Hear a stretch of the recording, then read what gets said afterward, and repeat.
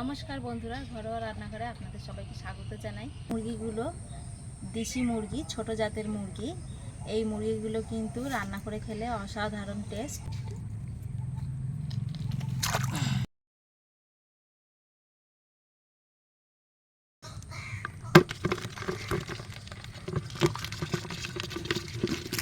পুকুরের ধারে ধারে অনেক ক্যাংড়া, সন্ধ্যেবেলা আসলে আরও বেশি ক্যাংড়া পাওয়া যায়।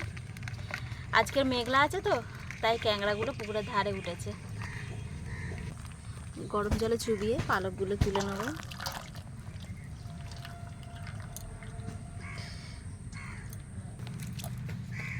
পালকগুলো এবার ছাড়িয়ে নেব।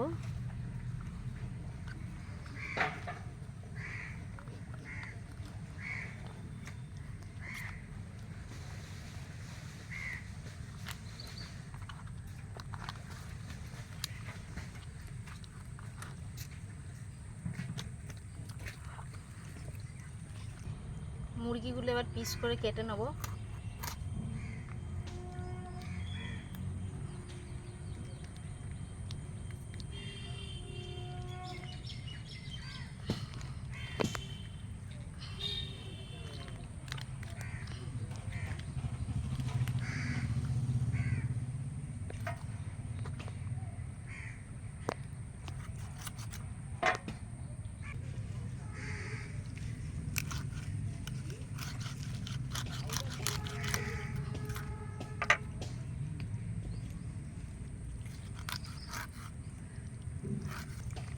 মুরগিগুলো একটু বড় বড় পিস করব, ছোট মুরগি তো।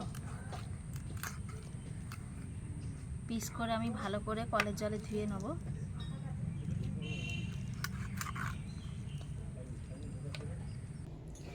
মাংসটা ভালো করে কেটে ধুয়ে নিয়েছি। এবার মাংসতে নুন, হলুদ, লঙ্কা গুঁড়ো আর সর্ষের তেল মাখিয়ে আধ ঘন্টার মতো রেখে দেবো। ঢাকা দিয়ে রেখে দেবো। প্রথমেই আদা রসুনটা বেটে নেব।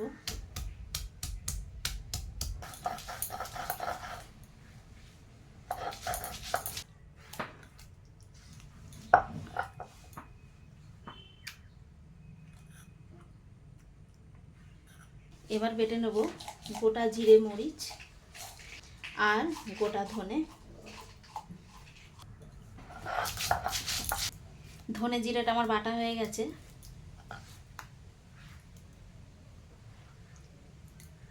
এবার তুলে নেব।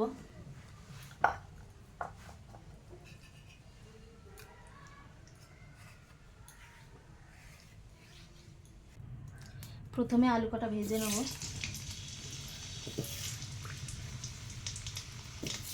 আলু কটা ভাজা হয়ে গেছে, তুলে নিচ্ছি।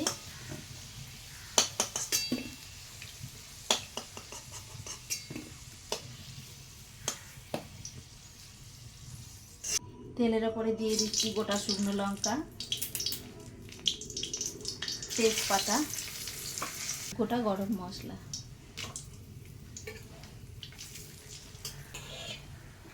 তার উপরে দিয়ে দিচ্ছি পেঁয়াজ।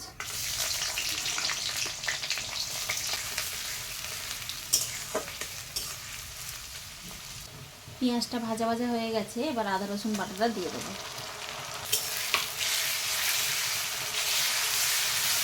আদা রসুন আর পেঁয়াজটা একটু ভাজা ভাজা করে নিয়েছি। এবার দিয়ে দেবো জিরে ধনে বাটা।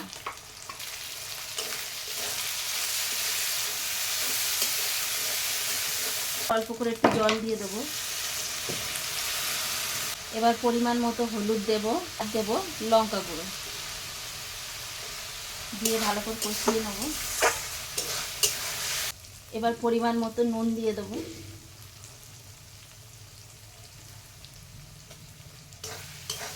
কষিয়ে নিয়েছি, এবার মাংসটা দিয়ে দেবো।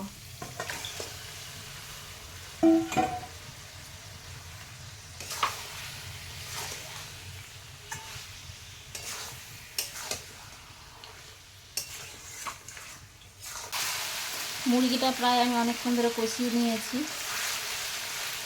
তেল ছেড়ে দিয়েছে। আমি জল দিয়ে দেবো। এবার জল দিয়ে দেবো।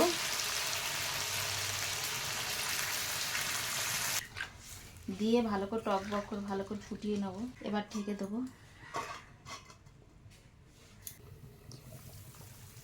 ঝোলটা ফুটে উঠেছে, এবার আলু কটা দিয়ে দেবো।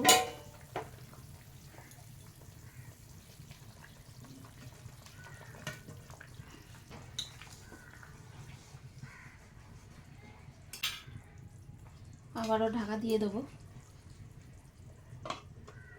খুলে দেখব, ঝোল অনেকটা ঘন হয়ে গেছে। এবার ভেজে গুঁড়ো করে রাখা গরম মশলাটা দিয়ে দেবো।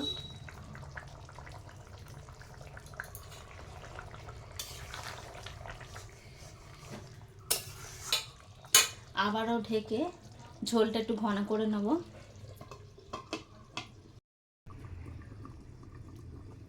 ঝিমে আঁচে বসিয়ে রেখে দেবো। মাংসটাও সিদ্ধ হবে আর ঝোলটাও ঘন হয়ে যাবে। মাংস আমার হয়ে গেছে।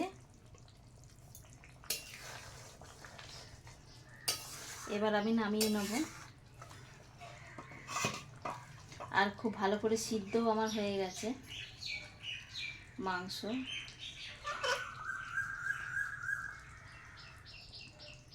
এই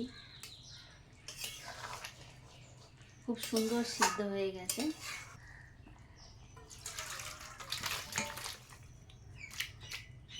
ভিডিওটি দেখার জন্য অসংখ্য ধন্যবাদ। আর আমার ভিডিওটি যদি ভালো লেগে থাকে তাহলে সাবস্ক্রাইব করে দেবেন।